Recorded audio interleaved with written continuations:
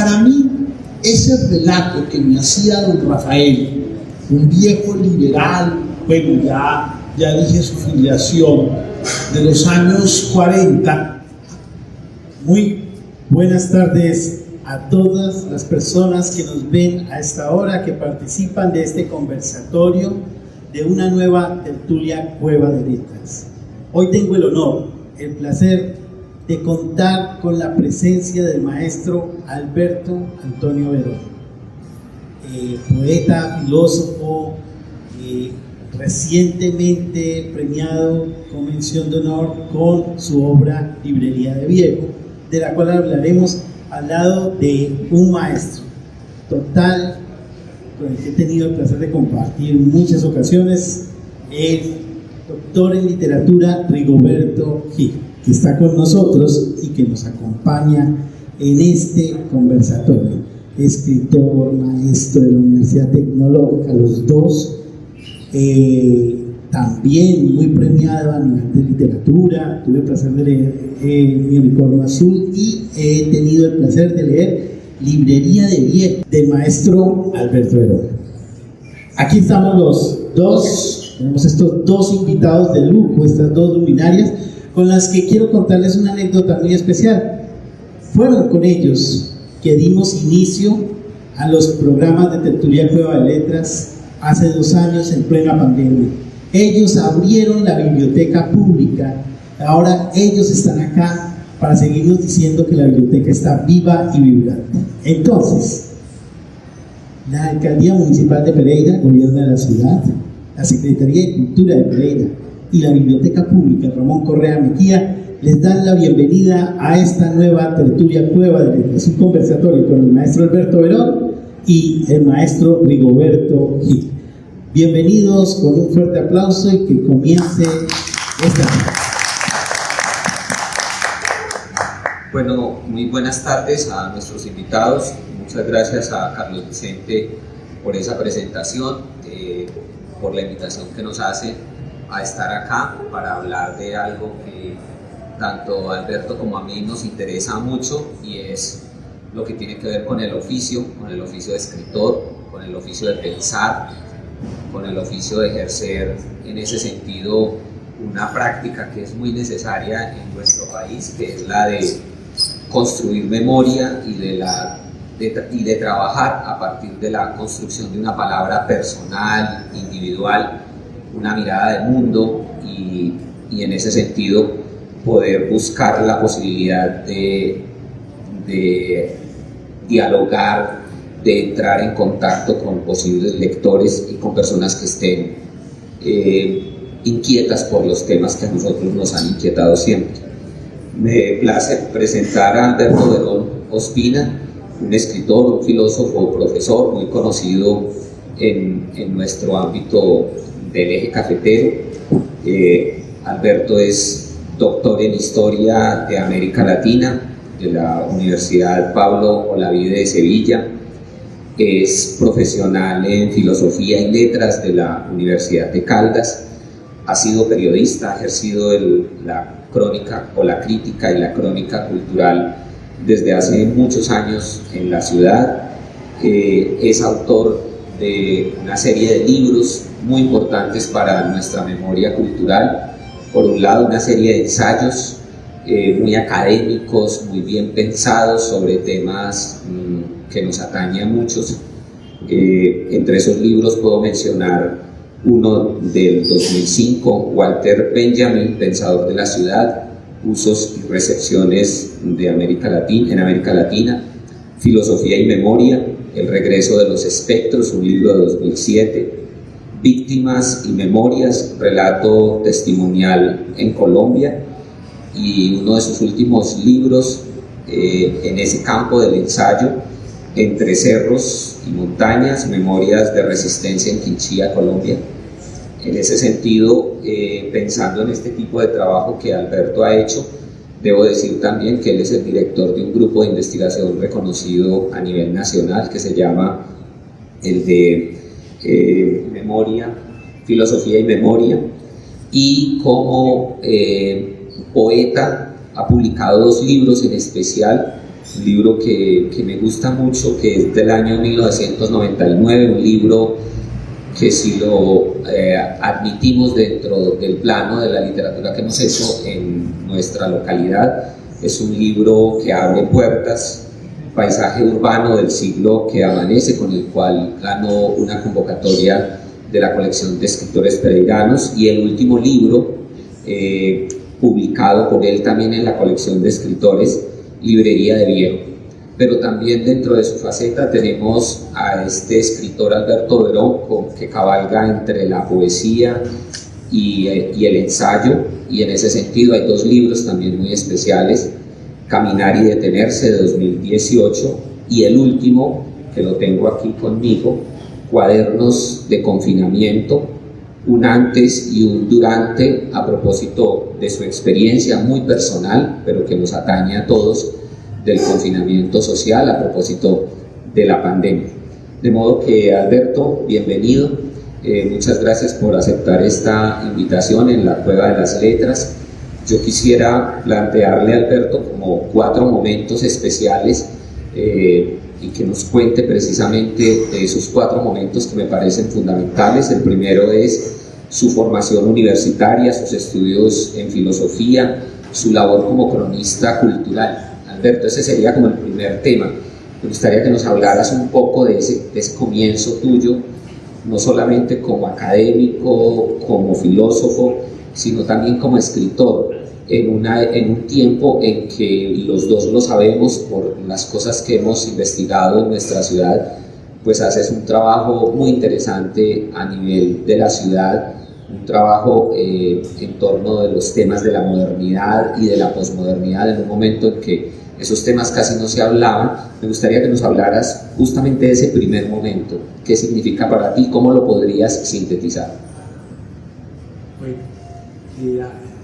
muy buenas tardes a todos ustedes, y gracias al profesor Rigoberto Montoya por haber aceptado esta invitación.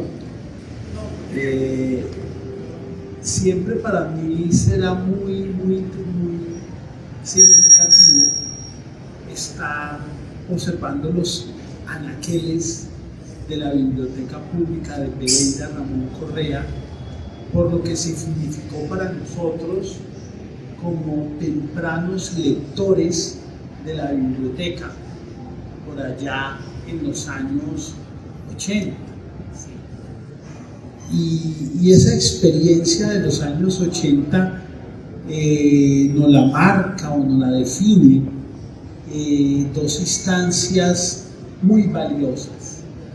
Una, el taller literario Luis Vidales, que funcionaba en la Casa de la Amistad con los Pueblos. Ya eso hoy no existe, estamos hablando de 1982, y estamos hablando de una hoja literaria de la que mi amigo José Fernando Marín Hernández fue alguien que estuvo muy cerca de ella, como fue El Elefante Rosado. Yo diría que allí hay como ese momento inicial, ¿sí? Luego creo que son las búsquedas de la formación profesional a las que usted hacía referencia, los estudios de filosofía y letras en la Universidad de Caldas, en un momento muy conflictivo del país, en la segunda mitad de la década de los 80, y el acercamiento también a una ciudad con unas particularidades literarias, por lo menos de una sensibilidad cultural y una tradición cultural un poco más antigua que la nuestra, y era la ciudad de Manizales. Después va a venir prácticamente a principios de la década de los 90, como mis inicios en el mundo del periodismo cultural, y allí una figura como dos personas de Manizales, María Virginia Santander Mejía, que dirigía la revista Integración, y Orlando Sierra Hernández, que era el jefe de redacción del diario La Patria, que también había estudiado filosofía y letras en la Universidad de Caldas, pues como que abrieron un poco también el interés de vincularse más al tema de la prensa cultural. Entonces ya cuando estoy en Pereira, esos escarceos con el mundo del periodismo cultural me sirvieron para participar de un trabajo periodístico como coordinador del suplemento cultural del diario, bueno, hoy el diario, en ese momento el diario de Lotún, que se llamaba el Semanario Cultural Las Artes. Y en el Semanario Cultural de las Artes estamos hablando, sí, que somos un poco como la generación del 91, ¿no?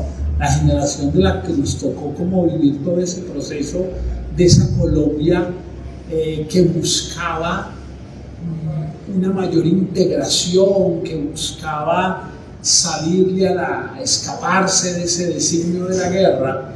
A mí me parece que ese Magazine Cultural de las Artes cumplió un papel muy interesante en ese momento y fue justamente de hacer un reconocimiento a esa diversidad de la cultura.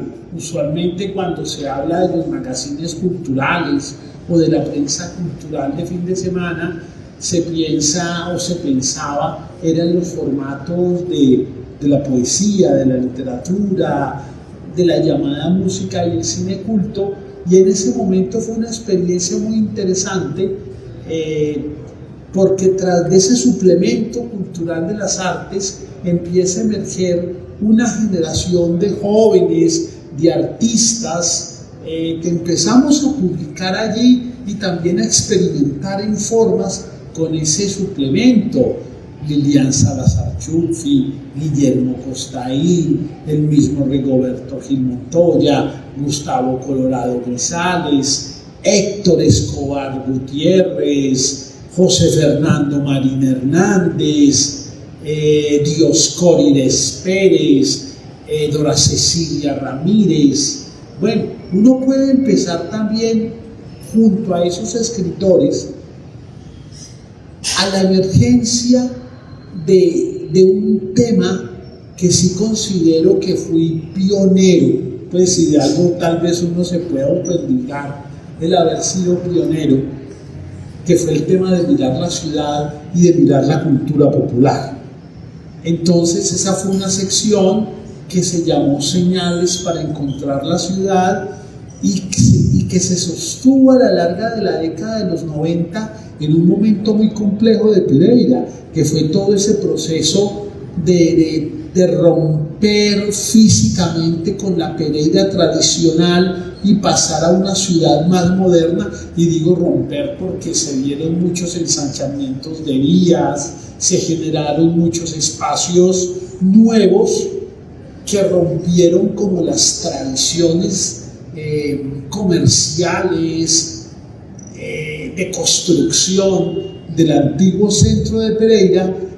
Y en esa sección de señales para encontrar la ciudad, creo que empezamos a hacer un registro que a usted mismo, Rigoberto Gil, luego le va a valer a principios del 2000 en ese hermoso ensayo suyo que se llama Pereira Visión Caleidoscópica, poder decir, bueno, es que ese pálpito, ese espíritu, ese sentir de una, entre comillas, posmodernidad, empezó a ser apalabrado en esas páginas de ese suplemento de una ciudad intermedia como Pereira, semana a semana, crónicas sobre la zona de la Galería, sobre el barrio Berlín, sobre los extramuros de la ciudad de Pereira, donde se recogían esas voces de la Pereira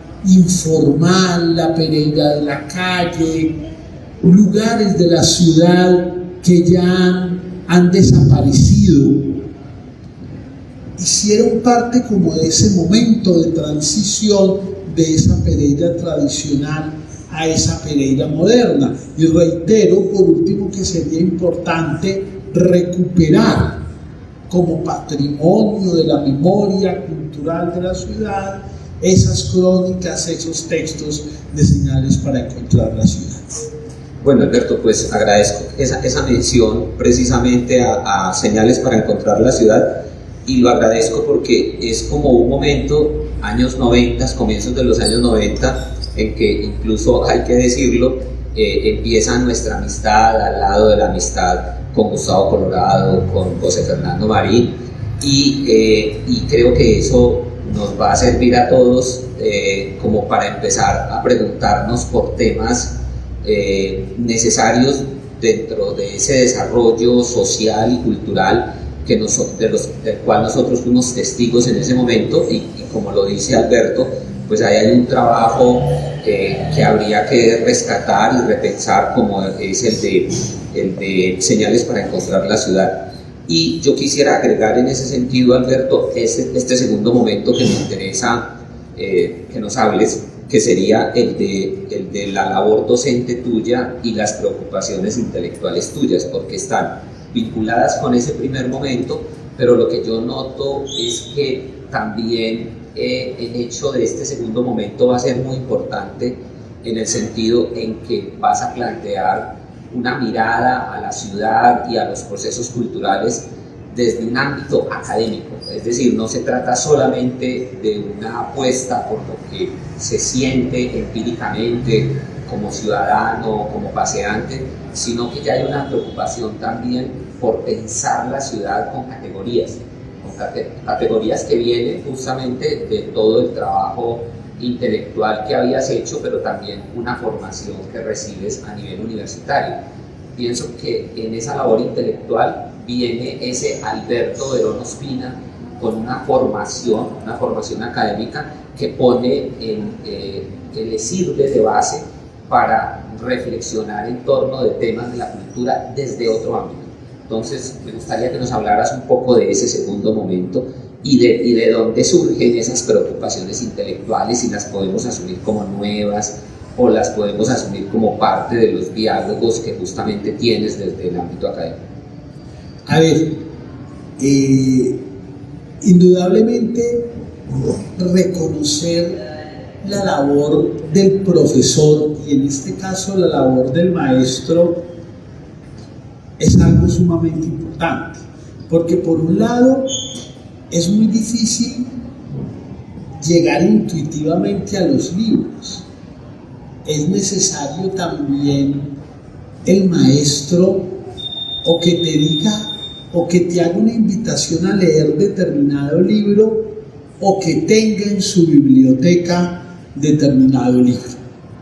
Entonces uno podría como clasificar, y estoy aquí como pensando ya en esa historia, el papel que han tenido no solo maestros, que Pereira y el eje cafetero los ha tenido en términos formales, y creo que es importante reconocer el magisterio de personas como Jaime Carbonell,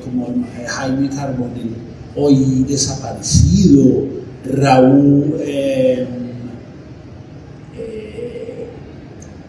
una serie de profesores de la Universidad de Caldas de Manizales que fueron significativos en la enseñanza de la filosofía medieval, de la filosofía moderna.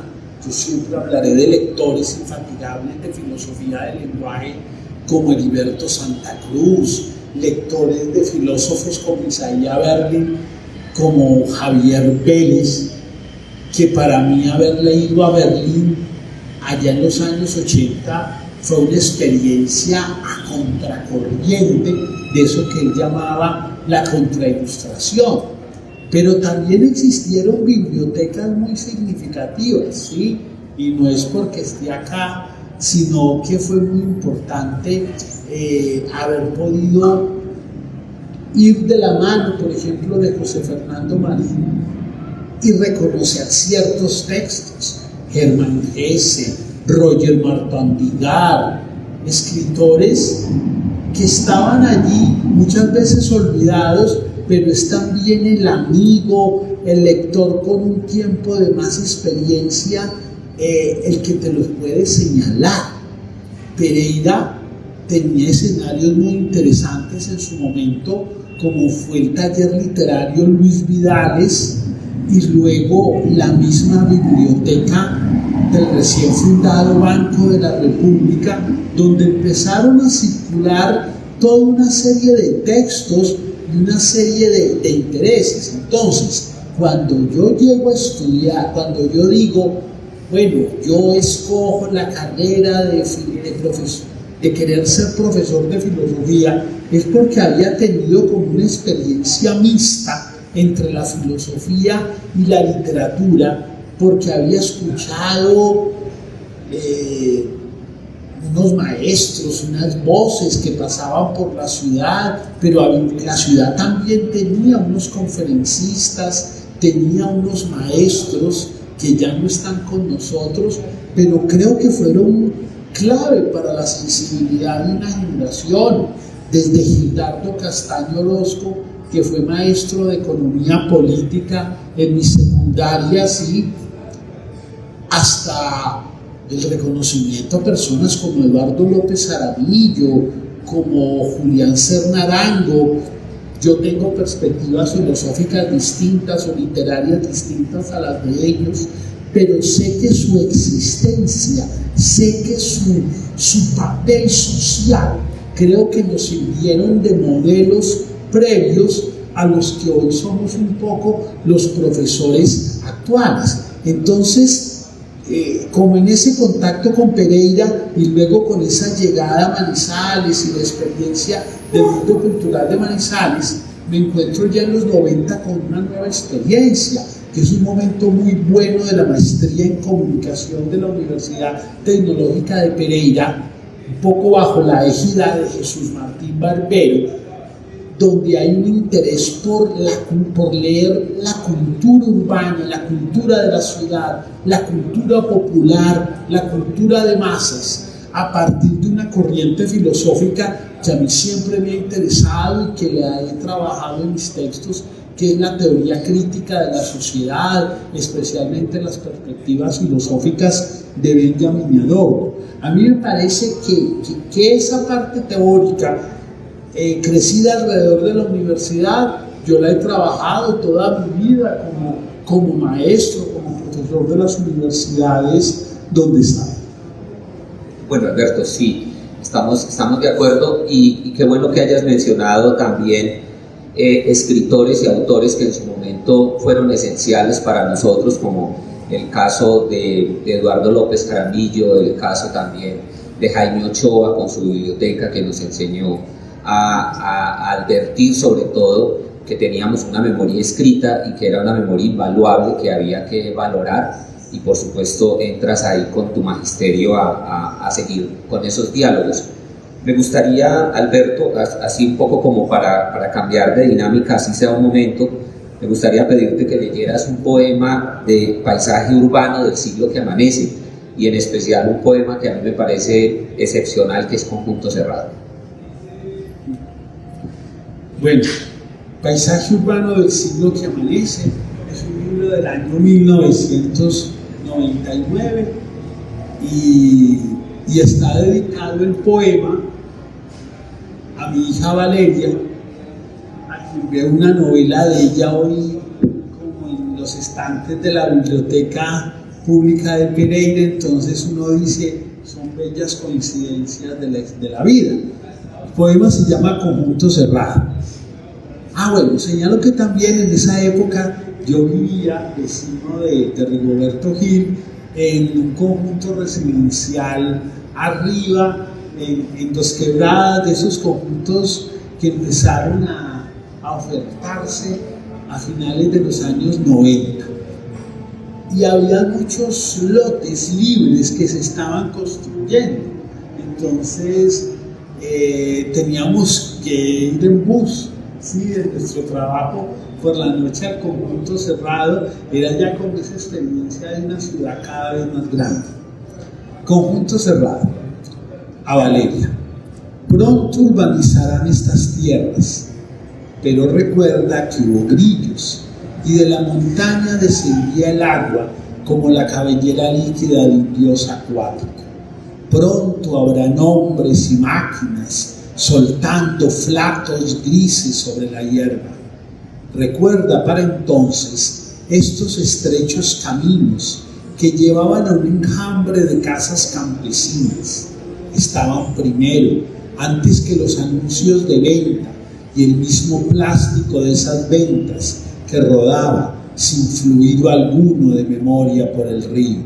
Antes que tú, pequeña niña, que reclamas el sol y las piedras como si hicieran parte de tus huesos y de tu carne, existían los grillos, la montaña, el agua. Antes que esos ojos tuyos, ausentes de los sombríos abismos, antes que el cemento y los motores de los autos, estaba la tierra, hija de la roca. Por eso guarda, niña, estos paseos entre los juegos y el afán de ganar, pues la tierra que pisas fue primero.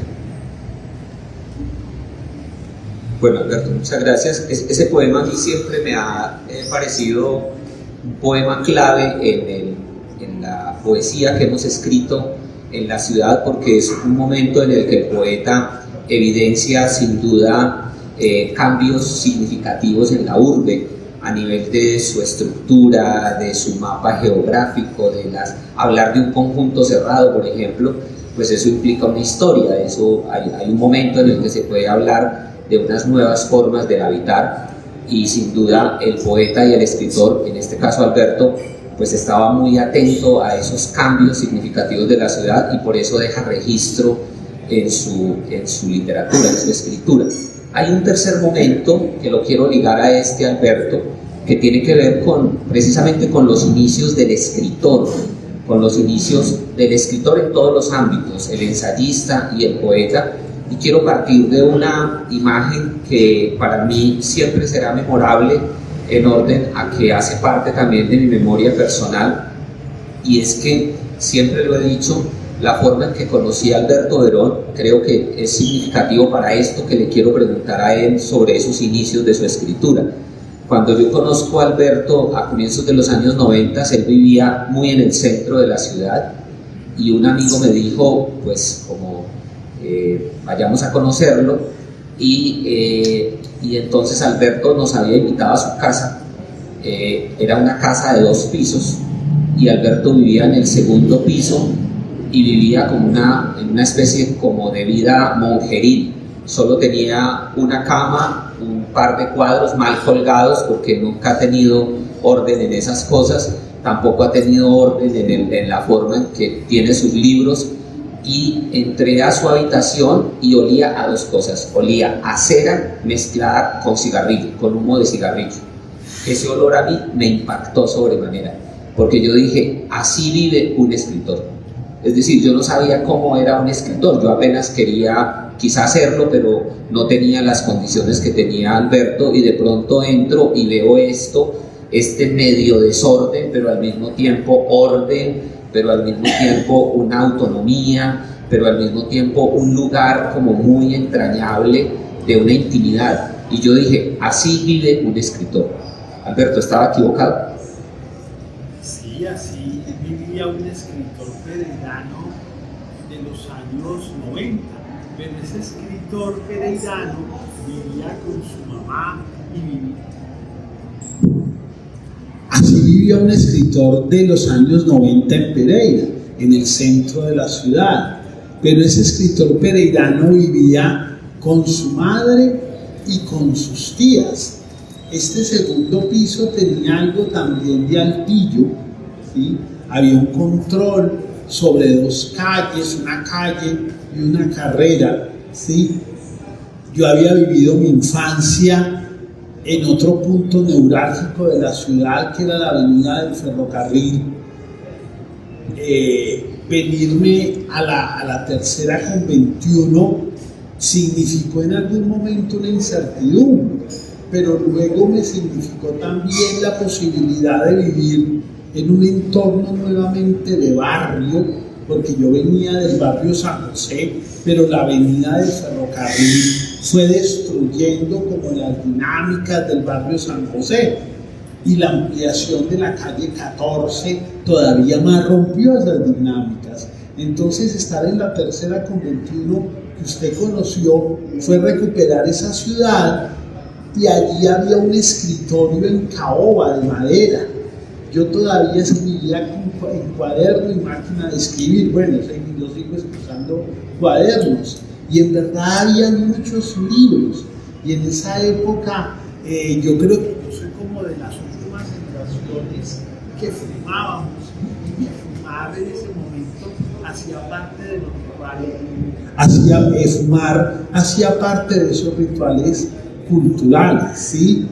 Y esa conexión de la tercera con el centro de la ciudad en ese momento, con esas dinámicas que se empezaban a dar, la Universidad Católica, el Diario del Otul, bueno, todo el mundo, el cine confamiliar como productor, como generador de divulgación cultural, la Alianza Colombo-Francesa, el Centro Colombo-Americano, pues era seguir estando cercano a esa vida de lo simbólico que es tan importante para el escritor y para el artista.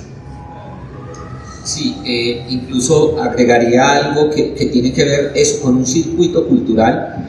En algunos momentos de nuestros recorridos por la ciudad, digamos como un acto quizá masoquista, hemos hecho la correría de ir por los lugares donde Alberto tenía su casa, que fue destruida. O sea, digamos que siempre nos hemos, entre risas y entre un asunto serio, siempre hemos pensado que un escritor, en el caso como Alberto Verón Ospina, es un escritor desplazado por la modernización, porque su casa fue destruida para que pasara por allí un puente.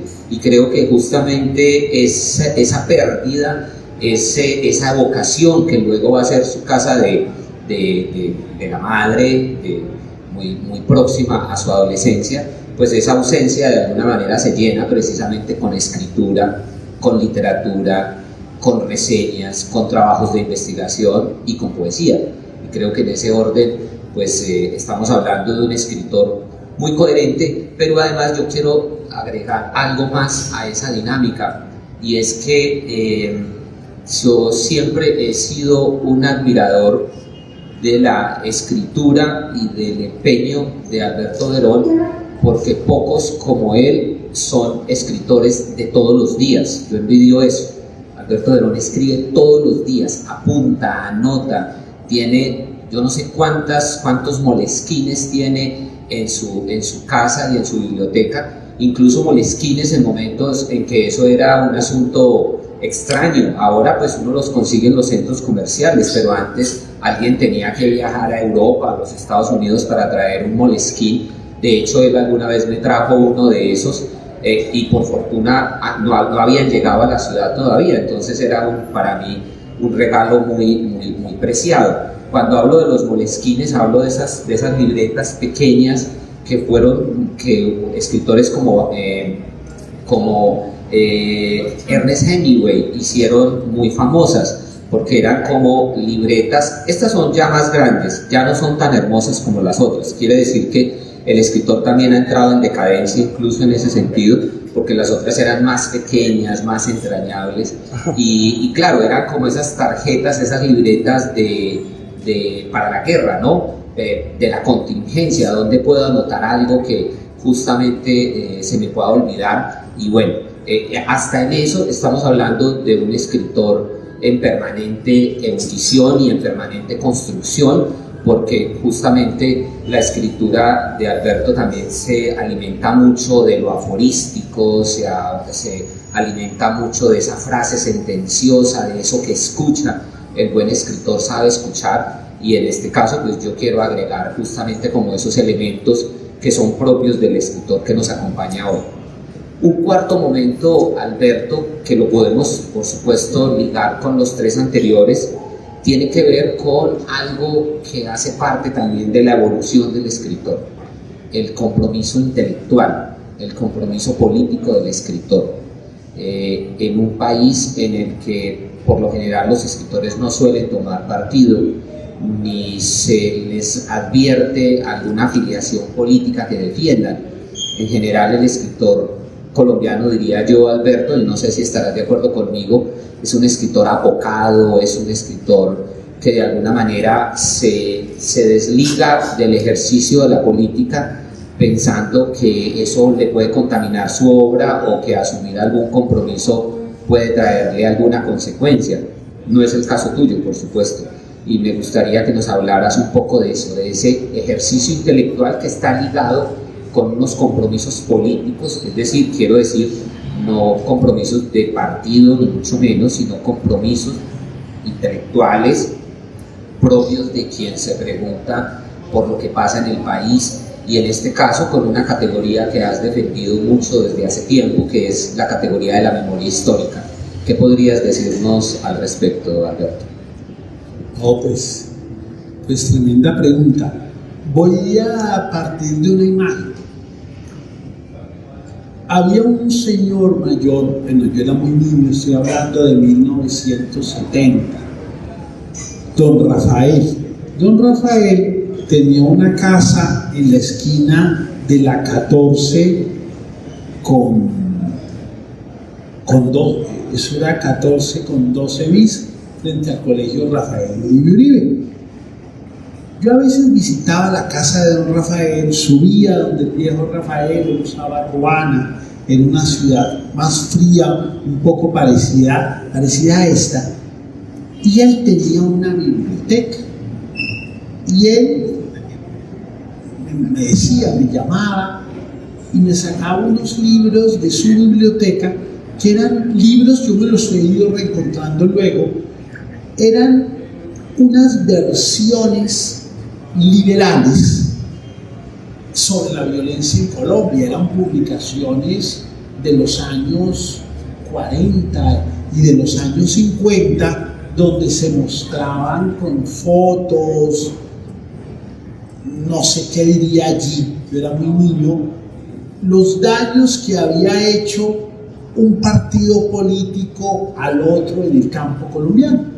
Y él me decía, vea mi hijo, observe esto, vea lo que a nosotros nos hicieron, a nosotros nos sacaron de nuestra vida y llegamos a la ciudad de Pereira sin nada y montamos un comercio en la vieja galería de Pereira y con ese esfuerzo luego de años compramos esta casa.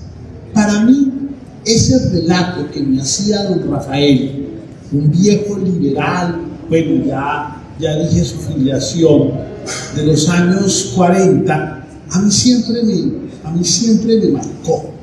Y creo que eso inconscientemente le deja a uno como unas huellas. El intelectual colombiano de los años, pese a que hayamos leído El otoño del patriarca de García Márquez, que es una novela inmensamente política y crítica, a mí me parece que nosotros somos de una generación que quiso tomar distancia.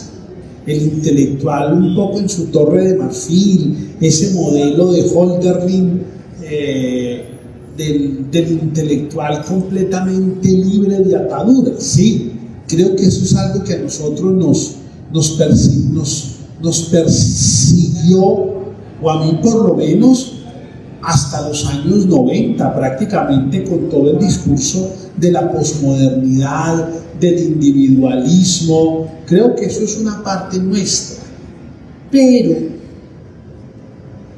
bueno, yo en los 80 había tenido alguna militancia política, como muchos de nosotros en el colegio, en la izquierda, pero de ahí no había pasado, y de leer a cositas de Marx, de Engels, de Hoxha, bueno, de Mao Zedong, del Che Guevara, pero era algo así muy por encima. Pero creo que para mí llegar a la universidad pública de nuevo ya como profesor, a mí me empezó a marcar, eso me empezó a tocar, ¿sí? Ver un poco como la lucha por la democracia que se da al interior de una universidad pública. Luego tuve la oportunidad de hacer parte de una red internacional de la universidad, que a mí me comisionaron ser su representante por parte de la universidad, y empecé a viajar con frecuencia a Ecuador, a España, al Perú, y tuve oportunidad como de conocer en su momento toda la dinámica un poco de la dinámica de la Comisión para la Verdad en Lima, al maestro Salomón Lerner, que era rector de la universidad, no recuerdo si Católica de Lima o San Marcos de Lima, conocer en Sevilla, por ejemplo, a un filósofo de la teoría crítica de los derechos humanos, como el ya fallecido Joaquín Herrera Flores. Luego, como poder ver la preocupación que se tenía en España en ese momento, cuando era presidente Rodríguez Zapatero, sobre el tema de la memoria de las víctimas y la memoria histórica, y ver cómo ese momento de esa generación de los intelectuales españoles muy comprometidos por el reconocimiento de todas esas víctimas que estaban sepultadas a orillas de las carreteras en los caminos de España. Creo que eso a mí me marcó, y creo que eso le da un viraje, ¿no? Y señalando también algo. En todos esos momentos un pensador como Walter Benjamin fue conmigo, porque en los años 80 estaba el Benjamin de Hashish, el Benjamin del surrealismo, que yo empecé a leer en los 80, y en los años 90 estaba el Benjamin de los pasajes, el Benjamin pensador de la ciudad, y cuando ya llego a los 2000 me encuentro con los trabajos de Benjamin de la memoria, ¿sí? Entonces, creo que el haber encontrado en algún momento esas lecturas tan queridas de Adorno y de Benjamin me sirvió para conectar esa sensibilidad literaria de estos filósofos con unas temáticas muy particulares, como fueron la poesía, la ciudad y luego la memoria.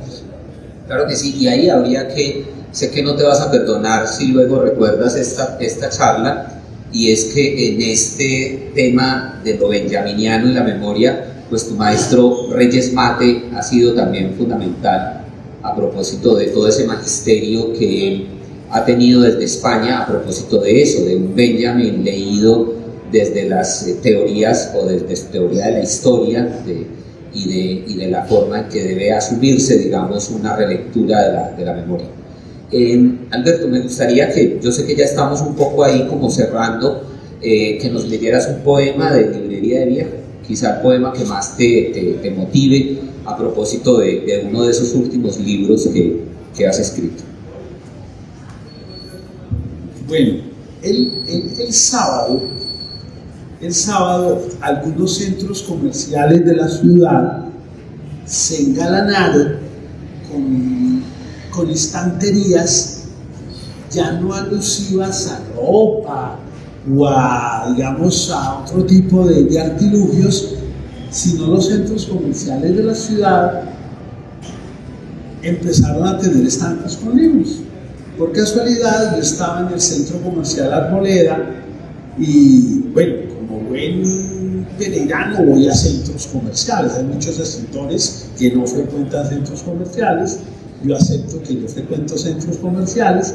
Entonces para mí fue muy bonito porque era una bonita puesta en escena de los libros, y veía a algunos, yo soy muy mal vendedor, pero veía como a algunos poetas, escritores promoviendo sus emprendimientos literarios, ¿sí?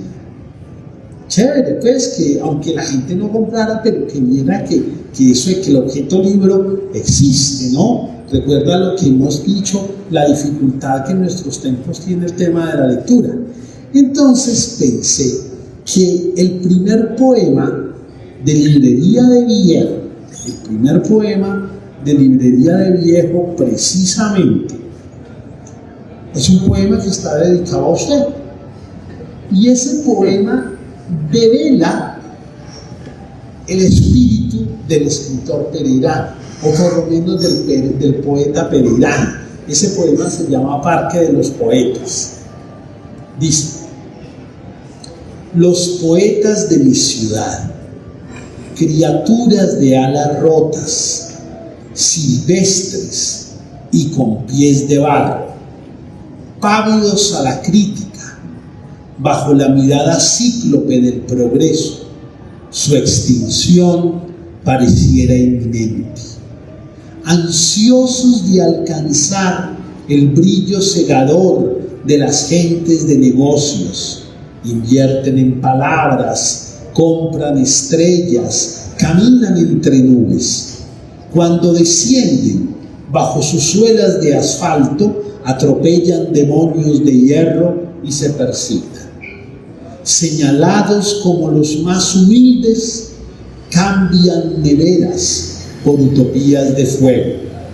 Quizá no cuenten con nombres sonoros como Huidobro o Vallejo, mucho menos un café literario que despierte envidias. Estos poetas de mi ciudad no cuentan ni en sus pesadillas con moradas para que habiten aquellas musas que alivian sus ojos eléctricos. Bueno, muchas gracias, Alberto. Me parece muy interesante el que podamos ir cerrando justamente nuestra charla con Alberto Verón Ospina, acercándonos a su poesía y a su trabajo literario, que además tiene un elemento que nos hace mucha falta en la ciudad, y ojalá que los nuevos poetas, los nuevos escritores, las nuevas generaciones no olviden esa parte, y es que estamos frente a un escritor irónico, que tiene sentido del humor, que dice las cosas con un cierto desparpajo, pero al mismo tiempo con mucha lucidez, porque creo que justamente eso también nos ayuda a crecer, esas miradas desde otro ámbito y desde otro lugar, pues eso sin lugar a dudas nos va a permitir también observar el panorama de nuestra cultura desde otra perspectiva. Y en ese orden, Alberto, como quiero hacerte la última pregunta, ¿qué consideraciones tendrías? Un par de consideraciones que tengas como profesor, como escritor, como investigador, como poeta, consideraciones en torno del ámbito de la cultura en nuestro hacer, en nuestro lugar. ¿Qué observas, digamos, de esos procesos literarios, de esos procesos estéticos, si los observas con interés o simplemente todavía no te haces a una mirada con respecto a lo que pasa, pensando sobre todo que ya tienes una escritura y tienes ya un proceso literario muy avanzado? ¿Y cómo observas desde ese lugar lo que está pasando en la ciudad o en nuestro entorno?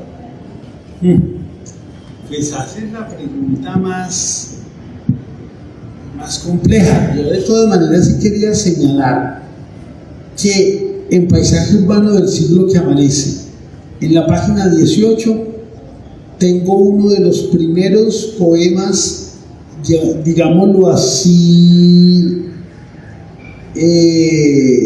empecé a escribir con textos que marcaban como cierta diversidad sexual. Me parece importante recalcar esto en Paisaje Urbano. Empecé a escribir, por ejemplo, de las peluquerías, de los salones de belleza, de los peluqueros, ¿sí?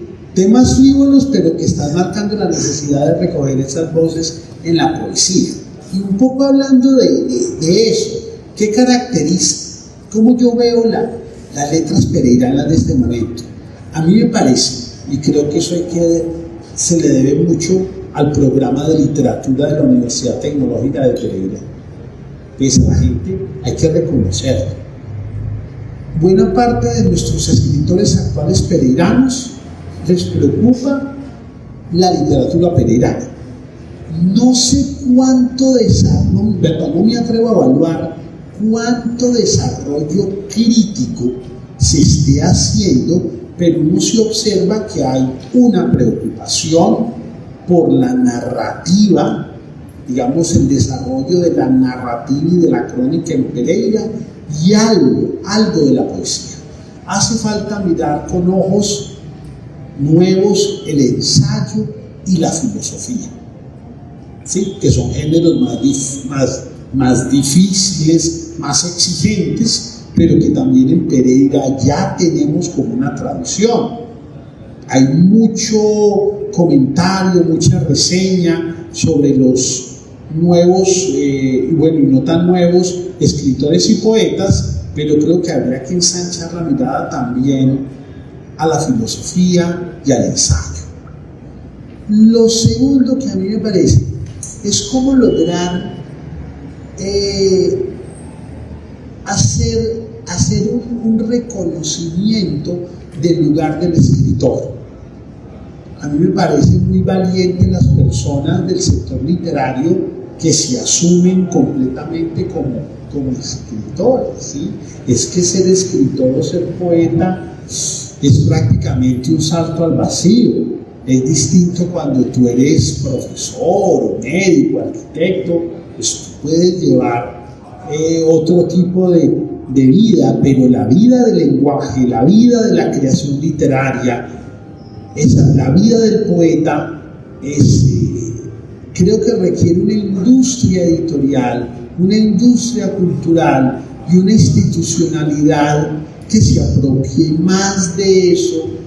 Creo que hay que muchas veces pensar, yo creo que vamos en camino de darle al escritor, al poeta, al ensayista un lugar en la ciudad, pero me parece que eso hay que planificarlo más, hay que generar procesos menos repentinos. Yo creo que eso nos va a servir a todos. Creo que lo que se viene haciendo con estímulos, hay que ampliar a becas, yo creo que eso hay que meterle más recursos de todas maneras, ¿sí? Creo que hay que apostar más por la divulgación y creo que hay que vencer como cierto canibalismo, cierta capacidad de negar al otro. Me parece, hablar de avance en cosas tan morales, tan subjetivas, como decir que los escritores pereiranos de hoy son menos caníbales o menos aislados que los de hace 30 años, es muy atrevido.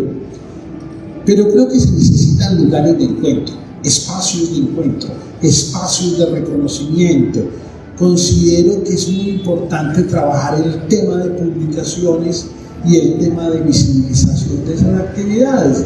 Yo creo que se está haciendo con este recorrido, estos años de la biblioteca pública. Me parece que es un festejo haber salido de la pandemia, poder estar haciendo estas actividades en vivo. Los escritores y los poetas creo que estamos también ansiosos de decirle al mundo lo que pensamos, lo que estamos haciendo, y creo que eso hay que dinamizarlo mucho más.